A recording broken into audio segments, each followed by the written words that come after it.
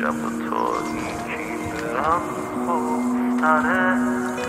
الهی که بعد من دیمونه سمت کفر نره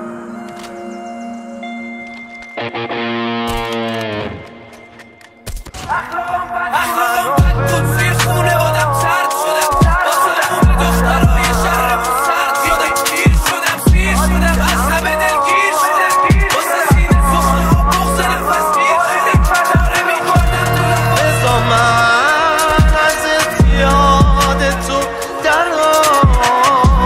رفتنی باید بره تو نکن بیخیال صبح من اگه ضعیفه بیخیال